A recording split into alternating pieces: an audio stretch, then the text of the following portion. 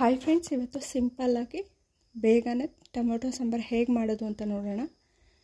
ಸಾಂಬಾರು ಮಾಡೋದಕ್ಕೆ ಇಲ್ಲಿ ನಾನು ಒಂದು ಚಿಕ್ಕ ಬೌಲು ಕಾಯಿ ತುರಿ ತೊಗೊಂಡಿದ್ದೀನಿ, ಒಂದು 2 ಪೀಸ್ ಶುಂಠಿ, ಒಂದು 6-7 ಬೆಳ್ಳುಳ್ಳಿ, ಒಂದು ಕಟ್ ಮಾಡಿರೋ ಈರುಳ್ಳಿ,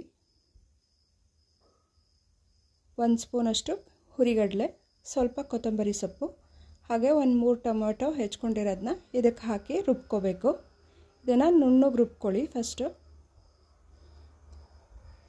ಇದು ನುಣ್ಣಗೆ ರುಬ್ಕೊಂಡಾದಮೇಲೆ ಇದಕ್ಕೆ ಸಾಂಬಾರು ಮಸಾಲ ಪೌಡ್ರ್ ಹಾಕ್ತಾಯಿದ್ದೀನಿ. 2 ಸ್ಪೂನ್ ಹಾಕಿದ್ರೆ ಸಾಕು, ಜಾಸ್ತಿ ಹಾಕಬೇಡಿ ಇದಕ್ಕೆ. ಇವಾಗ ಒಂದು ಪಾತ್ರೆಗೆ 2 ಸ್ಪೂನ್ ಎಣ್ಣೆ ಹಾಕಿ, ಎಣ್ಣೆ ಕಾದ್ಮೇಲೆ ಒಂದು ಅರ್ಧ ಸ್ಪೂನು ಸಾಸಿವೆ ಹಾಕಬೇಕು. ಸಾಸಿವೆ ಸಿಡ್ದಾದ್ಮೇಲೆ ಸ್ವಲ್ಪ ಕರ್ಬೇವಿನ ಸೊಪ್ಪು ಹಾಕಿ,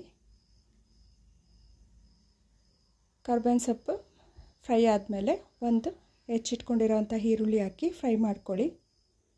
ಈರುಳ್ಳಿ ಏನು ಜಾಸ್ತಿ ಸಾಫ್ಟ್ ಆಗೋವರೆಗೂ ಫ್ರೈ ಮಾಡೋ ಅವಶ್ಯಕತೆ ಇಲ್ಲ, ಸ್ವಲ್ಪ ಫ್ರೈ ಆದರೆ ಸಾಕು. ಈರುಳ್ಳಿ ಸ್ವಲ್ಪ ಫ್ರೈ ಆಗ್ತಿದ್ದಂಗೆ ರುಬ್ಬಿಟ್ಕೊಂಡಿರೋವಂಥ ಸಾಂಬಾರು ಮಸಾಲ ಹಾಕಿ ಫ್ರೈ ಮಾಡ್ಕೋಬೇಕು. ಒಂದು 2 ನಿಮಿಷ ಹಸಿ ವಾಸನೆ ಹೋಗೋವರೆಗೂ ಬೇಯಿಸ್ಕೊಳ್ಳಿ. ಇದು ಸ್ವಲ್ಪ ಬೆಂದಾದಮೇಲೆ ಇದಕ್ಕೆ ಜಾರಿಗೆ ಇನ್ನು ಸ್ವಲ್ಪ ನೀರು ಹಾಕಿ, ಅದರಲ್ಲಿರೋ ಖಾರನ್ನು ಸೇರಿಸಿ ಇದಕ್ಕೆ ನೀರು ಹಾಕಿ ಮಿಕ್ಸ್ ಮಾಡಿ ಮತ್ತೆ ಬೇಯಕ್ಕೆ ಬಿಡಬೇಕು. ಇವಾಗ ನೀರು ಹಾಕ್ತಾಯಿದ್ದೇನೆ ಅದಕ್ಕೆ.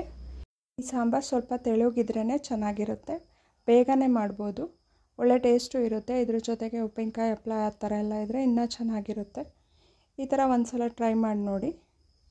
ಇವಾಗ ರುಚಿಗೆ ತಕ್ಕಷ್ಟು ಉಪ್ಪು ಹಾಕಿ ಮಿಕ್ಸ್ ಮಾಡ್ಕೋಬೇಕು. ಮಿಕ್ಸ್ ಮಾಡಿ ಒಂದು 5 ನಿಮಿಷ ಕುದಿಸ್ಕೊಂಡ್ರೆ ಟೊಮೆಟೊ ಸಾಂಬಾರು ರೆಡಿ. ಒಂದು 5 ನಿಮಿಷದಲ್ಲೆಲ್ಲ ಸಾಂಬಾರು ರೆಡಿ ಆಗುತ್ತೆ. ಇದು ಅರ್ಜೆಂಟಲ್ಲಿ ಯಾವ ಸಾಂಬಾರು ಮಾಡಬೇಕು ಅಂತ ಯೋಚನೆ ಮಾಡ್ತಿರುವಾಗ ಈ ಥರ ಒಂದು ಸಲ ಟ್ರೈ ಮಾಡಿ ನೋಡಿ, ತುಂಬ ಇಷ್ಟಪಡ್ತೀರಾ. Thank you.